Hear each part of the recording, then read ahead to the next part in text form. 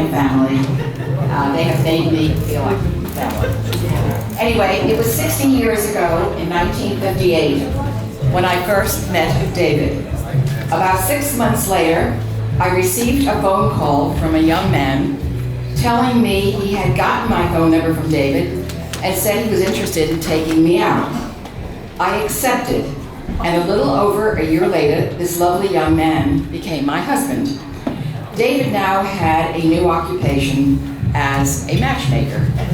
So for many reasons, but especially because he introduced me to Felix, David has always held a very special place in my heart. As it turned out, I had met Judy at NYU and was really delighted when David and Judy married, as we became a very compatible foursome.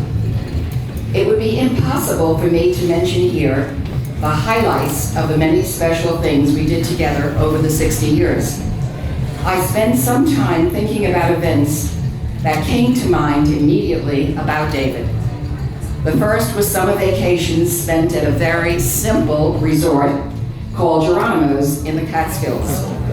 I remember David and Felix sitting at the bar, having a few, and talking about Joan Baez and the Woodstock concert, which was taking place very close to Geronimo's. There was a lot to talk about in the 60s. I recall the frequent pagings over the loudspeaker saying, "Call for David Glinert." He got so many business calls and always seemed to be deeply immersed in various business matters. Even though we lived in New Jersey and Judy and David in Westchester, our friendship remained as close as ever. Those were the days when people entertained at home and dinner parties were planned. You were invited, then you reciprocated, a process that took place often on Saturday nights. Judy loved to cook. David became the sous chef and also became kind of an authority on wine.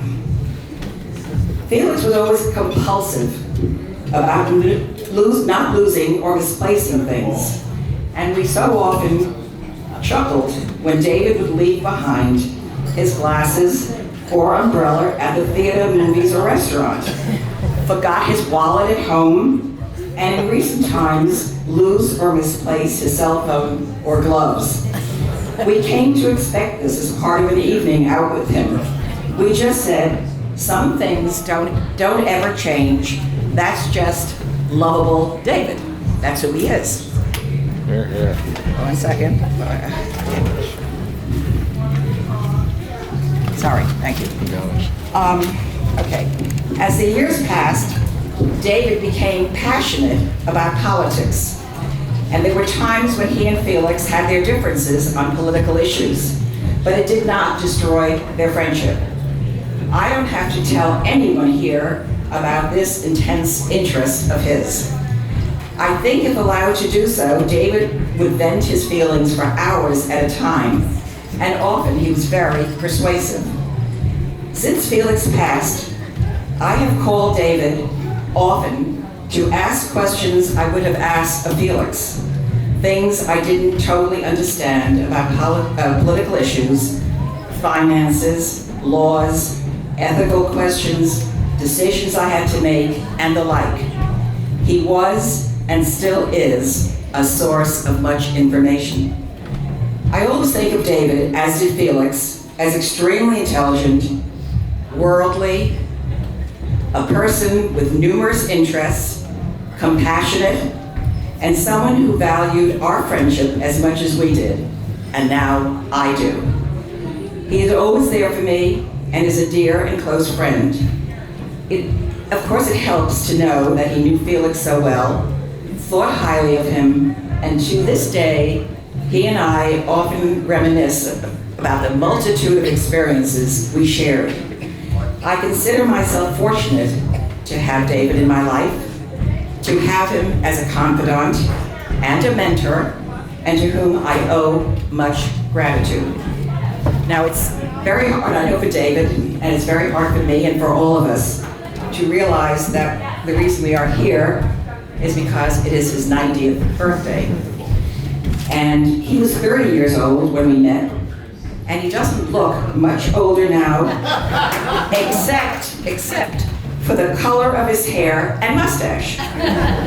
His appearance certainly belies his age.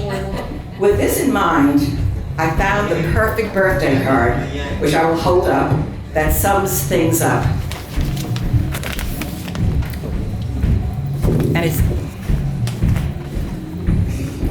I don't know, David, if you can see it, I'll hand it to you later, but it says, it's a Snoopy, and it says, some folks get a little forgetful when they hit your age.